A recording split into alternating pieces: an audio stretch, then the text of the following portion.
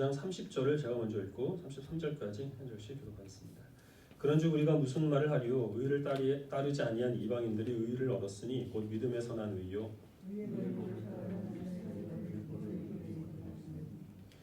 어찌 그러하냐? 이는 그들이 믿음을 의지하지 않고 행위를 의지하니라. 부딪힐 돌에 부딪혔느니라. 기록된바 보라 내가 걸림돌과 거치는 바위를 시온에 두노니 그를 믿는 자는 부끄러움을 당하지 아니하리라 함과 같으니라. 아멘. 여러분 서로 인사 나누십시다. 샬롬. 샬롬. 한 주간 동안 평안하셨나요? 우리 인터넷으로 보시는 분들도 댓글로 또 인사 나눠주시기 바랍니다. 이럴 때일수록 우리가 또 모여서 예배하고 지체들을 또 만나게 되는 것이 귀한 일이고요. 얼굴을 대면하지 못한다고 하더라도 또 우리가 같은 하나님께 동일한 믿음을 가지고 공동의 찬송을 드리는 것도 또 주의 백성으로서 우리가 또한 누리는 또 은혜인 줄로 압니다. 또 이렇게 여러 분들이 또 인터넷 접속을 하셔서 또 인사들을 좀 나누셨는데요. 이제 인사 나누는 거는 사실은 뭐 하나의 빌미고 또 이렇게 댓글을 남겨 이분들이 예배를 드리고 있는지 아닌지 추석 체크를 할 수 있기 때문에 인터넷 접속하신 분들도 또 인사 나누시길 바랍니다. 요즘 뉴스 보기가 참 두렵습니다. 매일 거의 뭐 수천 명씩 사람들이 세계 곳곳에서 질병 때문에 목숨을 잃는다 하는 이제 그런 이야기를 감당하기가 좀 어렵습니다.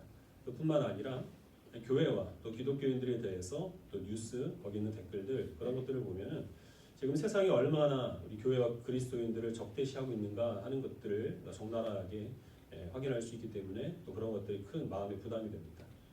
사실 기독교인들이 세상 사람들보다 못한 도덕적인 행실로 지탄을 받는다면 그건 우리가 당연히 감수해야 될 일입니다.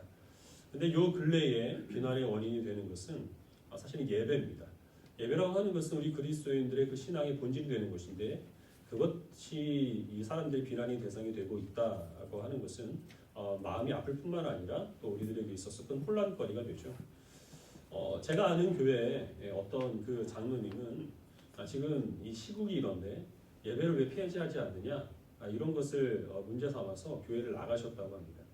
그 교회는 예배를 축소했고 또 온라인 예배로 전환을 했는데요. 중직들은 교회에 와서 예배를 드려라 이렇게 권고를 했더니 거기에 반발해서 교회를 나갔다는 겁니다. 또 어떤 교회는 아무리 비상사태라고 하더라도 예배를 드려야지 왜 예배를 축소하느냐 하는 그런 불만을 또 목회자들에게 또 표시한다고 하는데 어느 것이 맞는 것인가요? 상황이 이렇기 때문에 우리가 또 사람들의 또 좋지 않은 시선도 있어서 그런 것을 의식을 해서 예배를 축소하고 온라인 예배를 지속하는 것이 옳겠는가? 그렇지 않으면 우리들이 예배에 이 신앙의 본질이 예배이기 때문에 어떤 일이 있어도 모여서 예배하는 이 형태를 우리가 고집을 해야 하는가? 어느 것을 선택하는 것이 옳겠습니까? 우리들은 하나님의 백성으로 부름 받았지만 그러나 동시에 한 사회의 시민으로 보냄을 받았습니다. 믿지 않는 사람들과 같이 살아가면서 어떤 경우에는 협력하고 그들과 교제를 하지만 또 어떤 경우에는 갈등하고 부딪힙니다. 그러면서 우리들은 하나님의 백성으로서의 우리의 정체성을 정립을 하고 또 그런 것을 드러내게 되는데 우리 그 말씀을 통하여서 오늘은 하나님의 백성으로서 그러나 세상을 보냄을 받은 한 사람의 시민으로서 우리가 어떻게 해야 하나님의 백성으로서의 정체성을 잃지 않을 수 있으며 또한 그것을 우리가 세상 가운데 드러낼 수 있을지를 짧은 시간이지만 간략하게 살펴보도록 하겠습니다. 오늘 본문에서 바울이 설명하고 있는 것은 이방인과 유대인의 엇갈린 운명입니다. 먼저 택함받은 유대인들은 예수님을 영접하지 않으므로 하나님께 심판의 대상이 되었습니다. 하지만 하나님의 사랑을 받지 못했던 이방인들은 예수 그리스도를 영접함으로 하나님의 백성이 되는 영광을 누리게 되었습니다. 이렇게 이방인과 유대인의 운명을 가른 그 요소가 무엇이냐면 믿음에 선한 의를 받아들였느냐 그렇지 않느냐 여기에 달려있다라고 증거하고 있습니다. 믿음에 선한 의라고 하는 것은 복음이죠. 자기가 또 거룩한 행실, 종교적인 열심, 선한 양심 그런 것으로는 구원받을 수 없다는 사실을 알아서 나 대신 의를 이루신 예수 그리스도를 믿고 주님을 의지하는 것입니다. 그랬을 때 하나님께서 그 믿음으로 우리를 의롭게 여겨주시고 그 의가 우리를 구원하는 근거가 된다라는 것입니다. 이방인들은 이 하나님의 백성으로서의 은혜를 누리지 못했지만 그러나 믿음에 선한 의를 받아들임으로써 예수님을 영접하였고 그래서 지금 하나님의 자녀가 되는 권세를 누리게 되었습니다. 반면에 유대인들은 믿음에 선한 의를 따르지 않고 오늘 본문에 의하면 의의 법을 따랐다고 말합니다. 그것은 율법이죠. 율법을 따랐지만 율법을 추구하여 구원을 이루려고 했던 그들의 노력은 무산이 되었고 율법을 그들이 온전히 이루지도 못했습니다. 뿐만 아니라 그들은 믿음에서 난 의를 거부함으로 하나님께 심판의 대상이 되는 그런 절망적인 상태에 이제 놓이게 되었다라는 것입니다. 그리고서 이 바울은 그 유대인들은 지금 이 부딪히는 돌에 걸려 넘어졌다라고 표현하고 있는데요. 33절 말씀을 제가 다시 읽으면 기록된 바 보라 내가 걸림돌과 거치는 바위를 시온에 두노니 그를 믿는 자는 부끄러움을 당하지 아니하리라 한 것 같으니라 라고 말합니다. 이 말씀은 이사야서 말씀을 인용한 것인데 한 절이 아니라 두 절을 이어서 바울이 인용한 것입니다. 우리 이 부딪히는 돌이 무엇인지 바울이 인용한 이사야서의 두 말씀을 우리 빠르게 찾아보도록 하겠습니다. 먼저 이사야 28장 16절 말씀을 보겠습니다.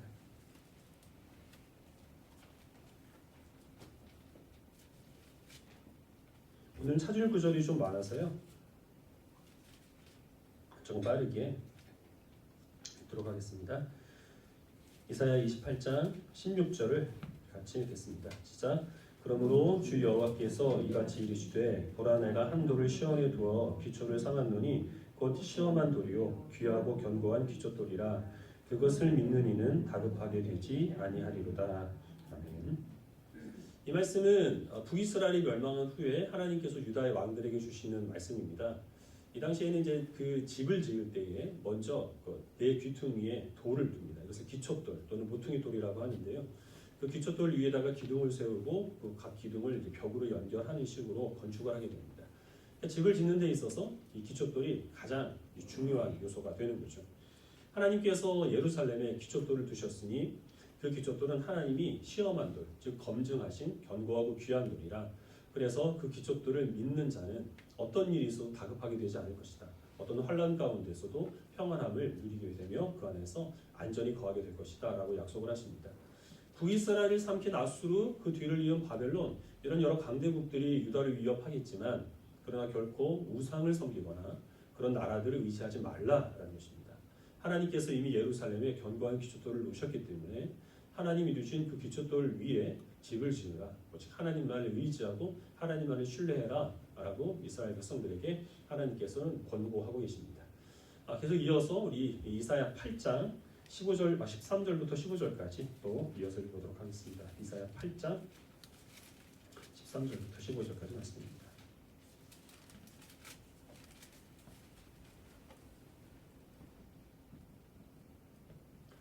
13절을 제가 먼저 읽고 15절까지 교독하겠습니다. 만군의 여호와 그를 너희가 거룩하다 하고 그를 너희가 두려워하며 무서워할 자로 삼으라.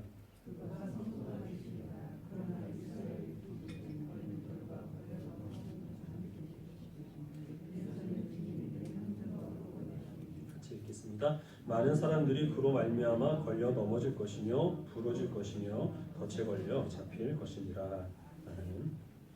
이것은 유다의 아하스 왕에게 하나님께 주신 경고의 말씀입니다. 아하스는 하나님의 도우심을 거절합니다.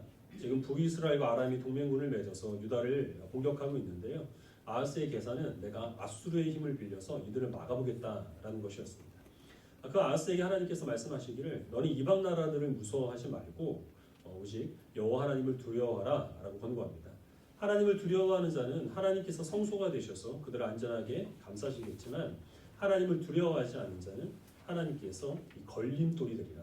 하나님께서 이 부딪혀 넘어지는 반석이 되시고 그리고 또한 그들이 함정과 올무에 빠져서 결국 붙잡히게 되는 심판을 당하게 되실 것이다 라고 강력하게 경고하고 계십니다. 지금 이사야 28장과 이사야 8장에서 각각 돌이 나오는데요. 그 돌은 성격이 다릅니다. 같은 돌이지만 전혀 다른 성격을 갖고 있는데 이사야 28장에서 하나님께서 말씀하신 기초돌은 구원의 근거입니다. 그 위에 집을 짓는 자는 안전하게 거하게 되리라 라고 말씀하십니다. 이사야 8장에서 하나님께서 아하스에게 경고하시면서 주신 그 돌에 대한 말씀은 심판의 수단입니다. 하나님을 두려워하지 않는 자는 하나님께서 이 거치는 반석이 되셔서 그들을 걸려 넘어지고 다치게 하시고 붙잡히게 하시리라 라고 말씀을 하십니다. 우리가 본문으로 읽은 로마서 9장과 그리고 베드로전서 2장에서 이 이사야서에서 말씀하고 있는 이 돌은 각각 다른 성격을 갖고 있는 것이지만 한 가지를 상징하는 것인데 그것은 곧 그리스도라고 증거하고 있습니다. 예수 그리스도께서 믿는 자에게는 바로 이제 구원의 근거가 되지만 그러나 하나님께서 택하지 않은 자, 심판을 당하게 하는 심판을 받는 자에게는 바로 그 심판의 원인이 된다고 말씀하십니다.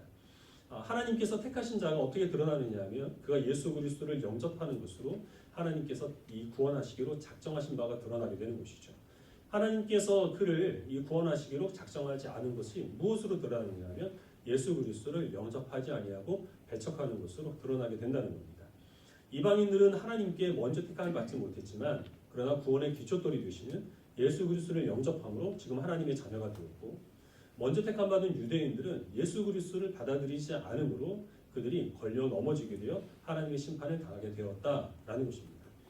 바울이 지금 여기서 얘기하고자 하는 것이 무엇이냐면요, 하나님께서 구원하실 자를 미리 작정하셨고 구원이 전적인 하나님의 은혜라면 예수님을 영접하지 않는 사람은 하나님께서 그를 구원하시기로 작정하지 않은 것이기 때문에 예수님을 영접하지 않았다는 것 때문에 하나님께 책망을 받는 것은 부당하다는 말에 대해서 바울이 지금 대답하고 있는 것입니다. 바울이 내린 결론이 무엇이냐면 구원이라고 하는 것은 전적인 하나님의 주권적 은혜로 이루어지는 것이지만 그러나 사람이 예수 그리스도를 영접하지 않은 것에 대한 책임은 사람이 직접 자기가 져야 한다라는 것입니다. 아하스가 하나님의 도우심을 거절한 이유가 무엇입니까? 하나님보다는 아수르를 더 신뢰했기 때문입니다. 하나님께 구원의 은혜를 간구하는 것보다는 자기가 머리를 굴려서 아수르의 힘을 빌려서 대적들을 막아내는 것이 훨씬 더 확실하다, 그게 더 합리적이다라는 그런 계산을 했기 때문이죠. 이 아하스의 입장에서는 가만히 앉아서 하나님의 살리시든지 죽으시든지 그 손길에 자기를 맡겨드리는 것보다는 어떻게 해서든지 이방 나라의 힘을 빌려서라도 이 위기를 막는 것이 훨씬 더 그것이 자기를 안전하고 또 유다를 보호하는 길이라고 생각을 했기 때문에 그 길을 택한 것입니다. 그리고 그 결과 그가 하나님을 신뢰하지 않으므로 결국 유다가 아수르에 의해서 고통을 당했을 뿐만 아니라 뒤를 이어서 바벨론에도 멸망을 당하는 심판을 그들이 직접 겪어야만 했던 것입니다. 유대인들이 예수님을 영접하지 않았던 이유가 무엇입니까? 이들은 율법에 대한 열심이 있었죠. 안식일에 관해서만 30가지가 넘는 규정들을 세워놓고 그것들을 열심히 지킴으로 구원을 추구하고자 했습니다. 하지만 예수님께서는 이 죄라고 하는 것은 겉으로 드러나는 행위의 문제가 아니라 그 이전에 부패한 마음의 문제이기 때문에 율법으로는 죄를 해결할 수가 없다고 말씀하십니다. 오히려 바리새인들을 위선되었다라고 정죄하십니다. 이들이 보기에는 율법과 거리가 먼 세리나 또 창기와 같은 사람들이 하나님의 은혜를 사모하며 또한 주님께 용서의 은혜를 구했을 때 예수님께서는 그들을 받아주셨을 뿐만 아니라 하나님의 권위로 그들에게 용서를 선포하셨습니다. 유대인들에게는 이것이 못마땅했던 것이죠. 율법을 지켰던 자신들의 그 자존심으로 이 하나님의 은혜를 그저 이 죄인을 긍휼히 여기시는 그 은혜로 말미암아 구원받았다는 것을 간절히 사모한다는 것은 그들의 자존심으로 용납되지 않았던 것입니다. 그래서 그들은 예수님을 미워했고 증오하다가 결국에는 십자가에 못 박게 되었던 것입니다. 이 죄에 대해서 결코 그들은 하나님을 탓할 수 없고 그들 자신들이 직접 감당을 해야만 한다라는 것입니다. 성경을 인간 중심으로 읽는 그런 신학자들은 이 로마서 9장에서 바울이 자아분열을 일으켰다 이렇게 얘기를 합니다. 구원이 전적인 하나님의 은혜라면 예수님을 영접하지 않으므로 하나님께 심판을 당하는 것도 하나님의 주권에 의해서 일어날 일인데 바울은 지금 구원은 하나님의 은혜라고 얘기를 하면서 예수님을 영접하지 않은 책임은 인간이 져야 한다라는 모순된 말을 하고 있다라는 것이죠. 또 그렇게 보이기도 합니다. 하지만 경건한 그리스도인들은 이것을 모순이라고 얘기하지 않고 하나님의 신비라고 얘기를 합니다. 어떤 사람들은 빛의 예를 들어서 이 부분을 설명합니다. 물질이라고 하는 것은 입자든지 파동이든지 둘 중에 하나에만 합니다. 파동이면 입자가 될 수 없고 입자라면 파동이 될 수 없습니다. 그런데 빛은 입자와 파동의 성격을 동시에 갖고 있습니다. 이것은 과학적으로 설명할 수 있는 일이 아니라 현상으로 드러나는 것입니다. 그래서 과학자들은 어떤 그 물리적인 이론은 어긋나지만 그러나 빛은 이 입자인 동시에 파동이다 이렇게 정의를 내립니다.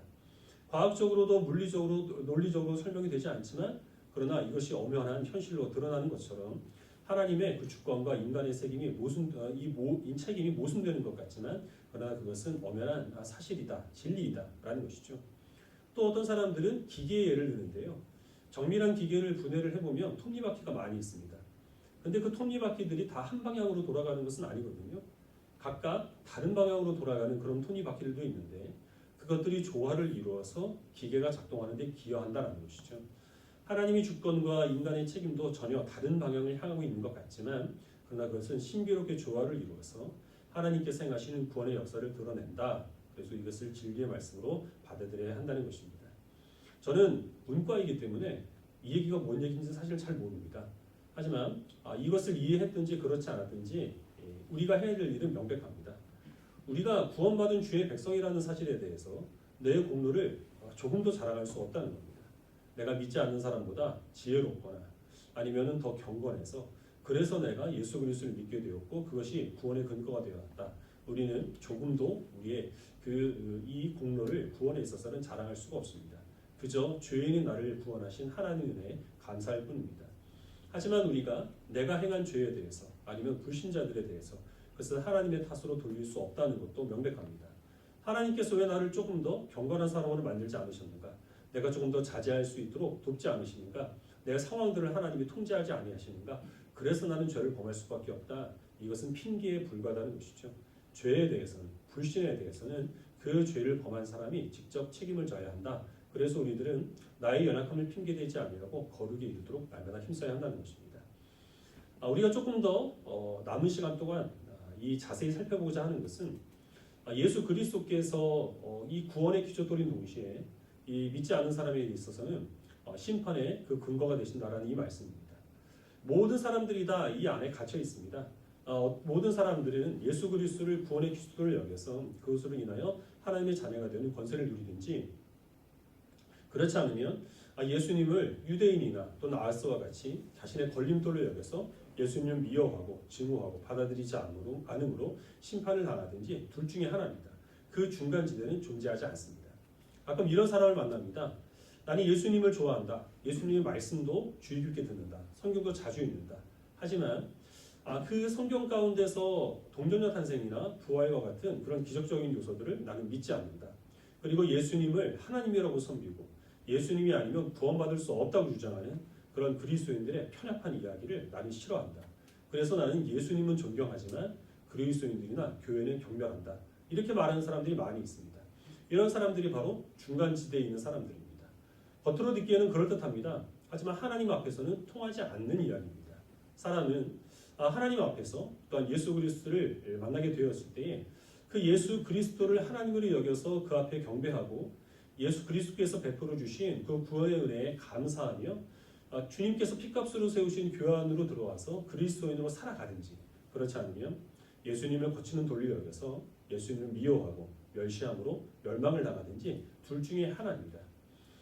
이것은 우리가 신약성경을 살펴보면 더 명확하게 드러나는데요. 신약성경에서 예수님을 만난 사람들 중에서 예수님을 소크라테스나 아니면 간디오 같이 그런 성인이나 현인이나 괜찮은 사람으로 여겨서 주님을 존경은 하지만 그러나 하나님의 아들로 받아들이지 않은 그런 중간지에 있는 사람은 없었습니다. 예수님을 만나게 되었을 때 예수님의 신적인 권위 앞에 그들이 복종하고 예수님을 하나님으로 섬기고 목숨을 다해서 그분께 충성을 다하든지 그렇지 않으면 예수님을 미친 사람을 여겨 경멸하고 또한 예수님을 죄인으로 취급해서 미워하고 증오하고 멸시했든지 둘 중에 하나였습니다.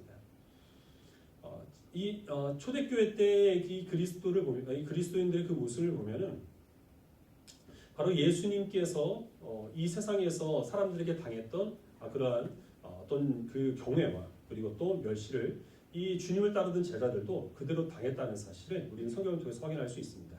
우리 갈라디아서 5장 11절 말씀 같이 보겠습니다.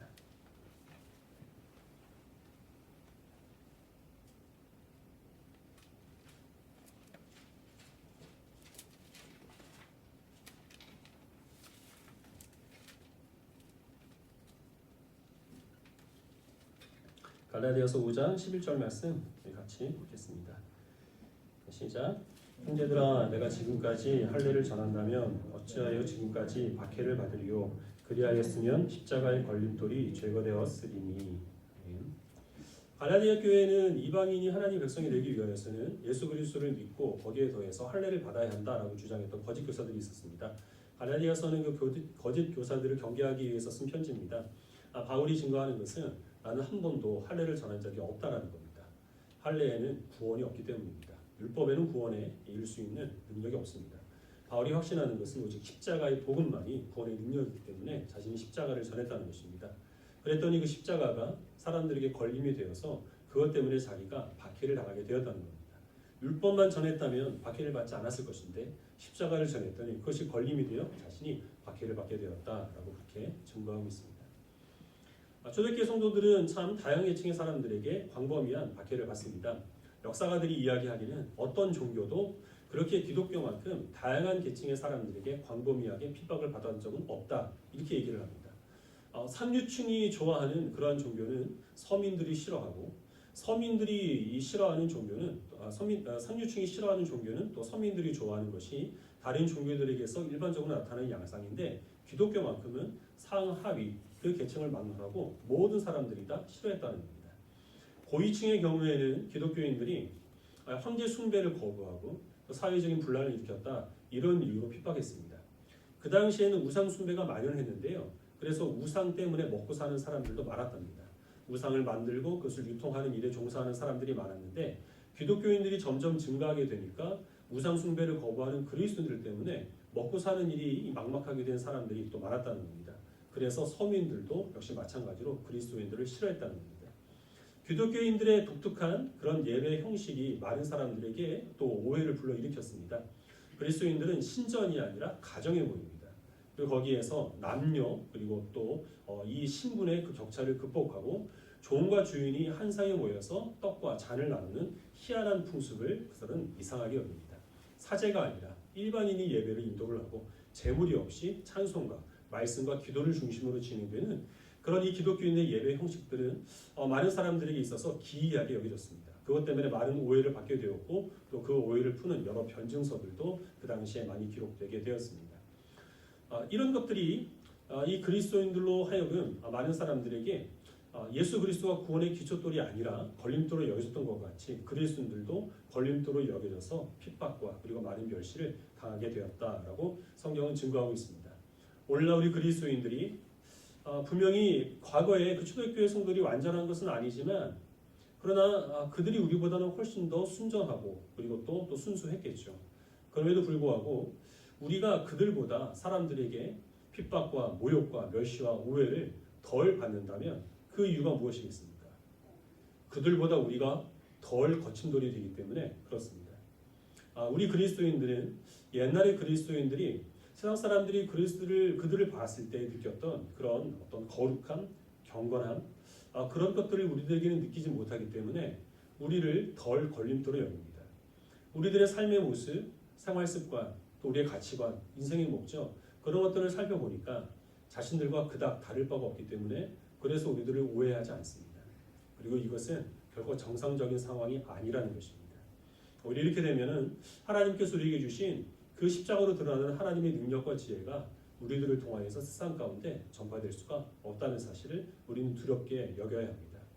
오히려 우리가 세상 가운데서 핍박과 멸시를 당하는 것, 그것은 우리가 구원의 기초들을 위해 튼튼한 집을 짓고 있다는 그런 증거로 여겨서 우리가 사람들이 우리들에게 미움받을 때 더욱더 기뻐하고 하나님께 영광을 돌려야 한다라는 사실을 우리는 결코 잊어서는 안 되겠습니다. 그러나 우리들이 바라는 것은 무엇이냐면 사람들에게 좋은 인상을 심어주는 겁니다. 사회 곳곳에 요직을 차지하고 선한 영향력을 행사하는 것입니다. 믿지 않는 사람들에게 우리가 존경을 받아서 그들을 그리스도께로 인도하는 것을 또 우리들은 원하고 있고, 그렇게 쓰임받은 사람들을 또 우리는 부러워하고 있습니다. 분명히 그렇게 되면 감사한 일이고 또 그 일에 하나님께 귀한 능력의 도구로 쓰임받는 사람들도 있습니다. 하지만 그것은 특별한 일이고 대부분의 경우에 우리 그리스도인들은 사람들에게 미움과 멸시와 오해와 핍박을 받을 수밖에 없습니다. 예수님께서 그러셨고 제자들도 그렇기 때문에 그렇습니다. 성경을 한 구절만 더 보겠습니다. 베드로전서 2장 11절부터 15절까지만 같이 읽겠습니다. 신약성경 378페이지입니다.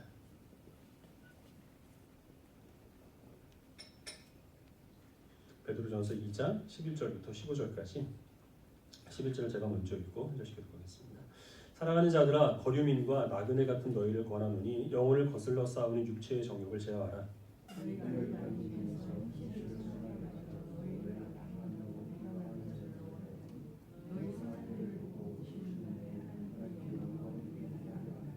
인간의 모든 제도를 주를 위하여 순종하되 혹은 그 위에 있는 왕이나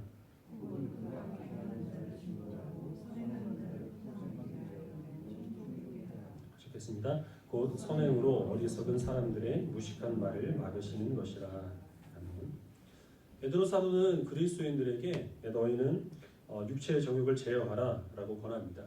이방인 중에서 행실을 선하게 가져서 지금 안 그래도 너희를 오해하는 사람들이 많고 또 믿음 때문에 핍박을 당하는데 혹시나 너희의 부도덕한 행실 때문에 거기에 핍박을 더 당하지 않도록 각별히 주의하라는 겁니다. 지금 너희를 오해하는 사람들이 예수 그리스도께서 오셔서 모든 것들이 드러나는 날에 오히려 너희로 인하여 하나님께 영광을 돌리도록 사람들이 보기에 모범적이고 바른 행실을 갖도록 최선을 다하라고 얘기를 합니다. 또 뒤에 이어서 모든 세상의 제도에 복종하라, 모든 권세자들에게 순종하라 라고 권고를 합니다. 이 제도라고 하는 것은 법 질서를 말하는데요, 이 법과 질서를 준수하라라는 것입니다. 그렇게 되므로 부당하게 어리석인 말로 우리를 핍박하고 모욕하는 사람들이 오히려 자신들의 어리석임과 부끄러움이 드러나도록 세상의 권위에 순종하는 모범적인 시민으로 살아가라라고 그렇게 권고하고 있습니다. 각 교회마다 예배를 자제해달라는 공문을 보내고 있고 또 공무원들이 전화를 하고 찾아옵니다. 주일 예배 때에 우리 교회는 아직 오지 않았는데요, 공무원들이 와서 예배를 드리고 있는지를 점검을 합니다. 예배를 드린다고 하면 그런 거리두기 수칙을 또 지키고 있는지, 그것이 잘 시행되지 않으면 벌금을 또 매기겠다고 위협 아닌 위협을 하고 있습니다. 사실 이런 현실들이 저는 개인적으로 좀 화가 납니다. 예배는 사람들은 극단 예배 몇 달 안 드리면 어떻겠느냐라고 별거 아닌 것처럼 여기겠지만 일주일에 한 번 있는 것이고 우리 그리스도인들에게는 가장 본질적인 것이며 생명과 같은 겁니다. 근데 지금 사태가 이렇다 보니까 우리 교회를 포함한 대부분의 교회들은 예배를 축소하고 있고 온라인 예배로 전환해서 그렇게 드리고 있습니다.